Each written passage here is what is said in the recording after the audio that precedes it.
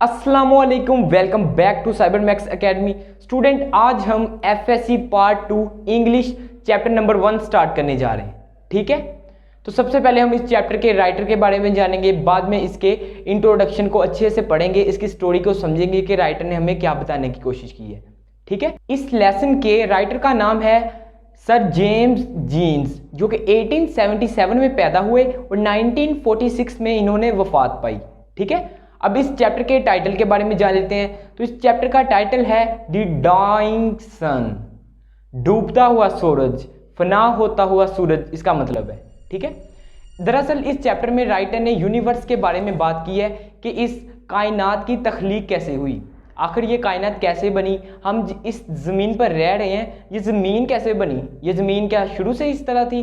नहीं, ये बिल्कुल ऐसी नहीं थी। इस राइटर के मुताबिक ये यूनिवर्स बहुत बड़ा है, इसके अंदर हम बहुत छोटे हैं। हम मिसाल के तौर पे कहते हैं ना कि ये ज़मीन बहुत बड़ी है, तो ज़मीन एज़ कंपैरिजन टू अस ये हमारे लिए बहुत बड़ी है, लेकिन ये बहुत छोटी है अगर इसे पूरी कायनात से कंपेयर किया जाए, पूरे यूनिवर्स से इसे कंपेयर किया जाए। ठीक है, और यहाँ पर ही राइटर स्टार्स के बारे में बात करता है। राइटर कहता है कि रात के वक्त हम जो आसमान पर सितारे देखते हैं ये दिखने में बहुत छोटे हैं। ये छोटे क्यों हैं? क्योंकि ये बहुत दूर हैं, इसलिए हमें छोटे दिखाई देते हैं, लेकिन हकीकत में इनका साइज़ इतना बड़ा है कि अगर हज़ारों ज़मीनें इकट्ठी करके एक बड़ा प्लेनेट बनाया जाए ना, तो फिर भी उसके साइज़ के बराबर नहीं आ सकता। ये इतने बड़े स्टार्स हैं। मिसाल के तौर पर जो सूरज हम देखते हैं, सूरज जो हमें रोशनी देता है, हमारे सोलर सिस्टम के सेंटर में मौजूद है, जो सारे प्लैनेट्स को रोशनी देता है, वो भी एक सितारा है। वो हमारे लिए एक बहुत बड़ा सितारा है, लेकिन कई सितारे ऐसे हैं जो इससे भी बड़े हैं। तो जो सितारे हम रात को आसमान पर देखते हैं, ये सितारे साइज़ में बहुत ज़्यादा बड़े हैं और कई ज़मीनें इन सितारों के बराबर नहीं आ सकती, इतना बड़ा साइज़ है इन सितारों का। और ये पूरी यूनिवर्स में स्टार्स हैं, प्लैनेट्स हैं, तो ये यूनिवर्स बहुत बड़ी है, हम इसे कभी भी पूरा देख नहीं सकते। हमें अंदाज़ा नहीं है कि इसकी हद कहाँ तक है, यूनिवर्स कहाँ जाकर ख़त्म होता है, कहाँ से ये शुरू होता है। हम एक मिल्की वे गैलेक्सी में रहने वाले एक स्पीशी हैं। मिल्की वे गैलेक्सी में हमारा सोलर सिस्टम है, 3rd नंबर पर सूरज से 3रे नंबर पर हमारा सैयारा है जिसे हम अर्थ कहते हैं, तो हम वहाँ पे रहते हैं। तो ये अर्थ कैसे बनी, ये क्यों बनी, ये इसके बारे में राइटर ने बात की है। ये तो हमने जान लिया कि यूनिवर्स बहुत बड़ा है, इसमें बहुत सारे स्टार्स हैं, हम इनको कभी पूरा डिस्कवर नहीं कर सकते। ठीक है, तो राइटर बात करता है कि ये आखिर यूनिवर्स बना कैसे। ठीक है, तो हम 2021 में हैं, तो इसके लिए हमें जाना पड़ेगा वक्त के बहुत पीछे, बहुत ही ज़्यादा पीछे, जब ये ज़मीन, जब कुछ भी नहीं था, सिर्फ सिंपल सूरज था और कुछ सितारे थे, कोई ज़मीन, कोई प्लैनेट नहीं था। तो हुआ ये था कि सूरज अपनी जगह पर ही था, एक सितारे आपस में गर्दिश करते रहते हैं, मतलब कोई कहाँ पर मूव कर रहा है, कोई किस तरफ मूव कर रहा है, तो ये मूव करते रहते हैं। तो एक हादसा हुआ था जिसकी वजह क्या थी, एक सितारा जो कि गर्दिश करते करते करते सूरज के करीब आ गया। ठीक है, वो सूरज के जैसे करीब आया तो दोनों की आपस में अट्रैक्शन थी, तो उस तारे की अट्रैक्शन की वजह से सूरज पर बहुत सारी वेव्स बनी, बड़े बड़े पहाड़ की शक्ल में वेव्स उठी। जिस तरह ग्रेविटी से, चांद की ग्रेविटी से समंदर में लहरें उठती हैं, उसी तरह उस तारे की ग्रेविटी से उस सूरज पर एक बड़ी बड़ी लहरें उठी और आपस में अट्रैक्शन हो गई। और उसके बाद देखते ही देखते वो दोनों आपस में करीब आते गए और आपस में सूरज और वो सितारा टकरा गए आपस में, और एक बहुत बड़ा धमाका हुआ जिसे हम बिग बैंग के बारे में, जिसे हम बिग बैंग भी कहते हैं उस धमाके को। ठीक है, ये वही चीज़ है, बिग बैंग थ्योरी के बारे में ये चैप्टर, तो वही समझा रहा है राइटर। तो वो धमाका हुआ और अचानक से चीज़ें एक्सप्लोड हो गई, चीज़ें फैली, कुछ इस तरफ टुकड़े फैलने शुरू हो गए, उस तारे के आपस में एक्सप्लोजन हुई ना, तो वो तारे के टुकड़े फैल गए, वो टुकड़े यूनिवर्स में इस तरह एक फैल गए। और वो एक ख़ास अरसे के बाद, शुरू में वो बहुत ज़्यादा गर्म थे क्योंकि अभी एक्सप्लोजन अभी हुआ ही था, अभी ज़्यादा टाइम नहीं हुआ था, लेकिन जैसे ही वक्त गुजरा थोड़ा सा, वो तारे ठंडे हुए और वो प्लैनेट्स की शक्ल में बन गए, प्लैनेट्स की शक्ल में यूनिवर्स में एक जगह सेट हो गए, जिसकी वजह से हमारा सोलर सिस्टम बन सका। सूरज सेंटर में, उसके बाद जो हम देखते हैं ना, वीनस, मरकरी, अर्थ, मार्स, जो भी हम देखते हैं, हमने पढ़ा है साइंस में इन प्लैनेट्स के बारे में, तो ये सारा इस धमाके के नतीजे में ही बना था।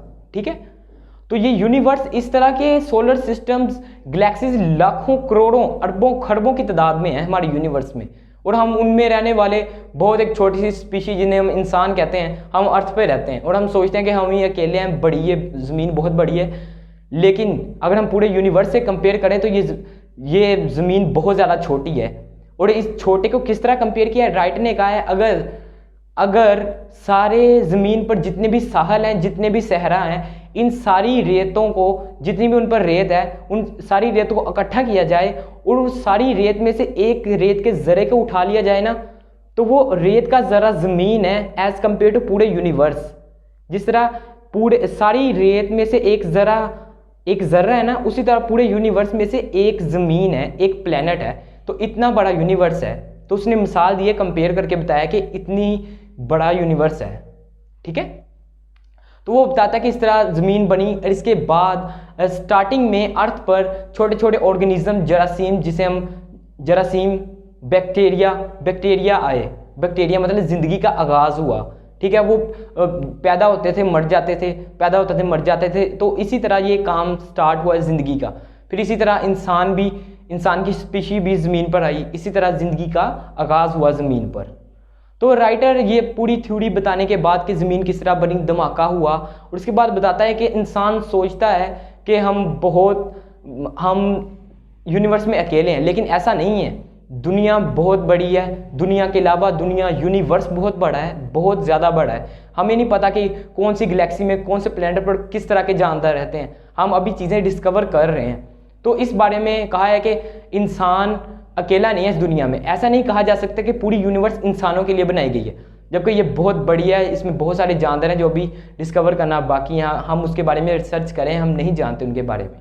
ठीक है, तो राइटर बताता है कि हम ज़मीन ही पर क्यों हैं। अल्लाह ताला ने हमें ज़मीन पर पैदा किया, ज़मीन पर एक प्रॉपर माहौल दिया जिस पर इंसान ज़िंदा रह सके, हमें ऑक्सीजन, जिसके बगैर हम जिंदा रह सकते। देखिए, ज़मीन वाहिद ऐसा प्लेनेट है जिस पर पानी ही रहता है। मतलब ये एक नॉर्मल टेम्परेचर है, इसमें ना पानी ज़्यादा गर्म होता है ना ही ज़्यादा ठंडा होता है। पानी की फॉर्म में पड़ा रहता है, समंदरों में है ना पानी। तो ये एक प्रॉपर टेम्परेचर है। अल्लाह ताला ने गॉड ने पूरी एक हमें ओजोन लेयर दिया जिससे हम सूरज की रोशनी से बचते हैं। मतलब एक प्रॉपर प्रोटेक्शन के साथ, एक VIP माहौल के साथ हमें एक प्लेनेट मिल चुका है इंसानों को, वो है अर्थ। इसके अलावा भी बहुत सारे प्लैनेट्स हैं, लेकिन उस पर ज़िंदगी मुमकिन नहीं है। कुछ जो सूरज के अर्थ से आगे हैं, मरकरी और वीनस, वो बहुत ज़्यादा गर्म है, उस पर ज़िंदगी पॉसिबल नहीं है। उन पर सिर्फ सल्फ्यूरिक एसिड की बारिश होती है, क्या क्या होता है, उस पर बहुत ज़्यादा गर्मी है। ठीक है, और इसके अलावा जो ज़मीन से पीछे हैं, जो ज़्यादा दूर हैं, वो बहुत ज़्यादा ठंडे, हम वहाँ पर जम जाएंगे। तो ऐसा पॉसिबल नहीं है कि वहाँ पर हम ज़िंदगी बसर कर सकें, तो इसलिए हम ज़मीन पर हैं। तो राइटर ने इस पूरे चैप्टर में यही चीज़ हमें बयान किया कि किस तरह से ये यूनिवर्स बना, इसके पीछे वजह क्या थी, और हम इंसान अकेले नहीं हैं इस पूरे यूनिवर्स में, और हम किस तरह से पूरे यूनिवर्स को अगर कंपेयर किया जाए इंसान से, तो इंसान बहुत ज़्यादा छोटे हैं, हम तिनके के बराबर भी नहीं हैं। तो राइटर ने यही चीज़ बयान की थी। ठीक है, तो यहाँ पर ये स्टोरी ख़त्म हो जाती है, ये लेसन ख़त्म हो जाता है। अगर कोई भी सवाल इस चैप्टर के बारे में हो तो आप कमेंट सेक्शन में पूछ सकते हैं। इसके अलावा अब हम मिलते हैं अपने अगले लेक्चर में। इकबाल के शहीनों, अल्लाह हाफिज़।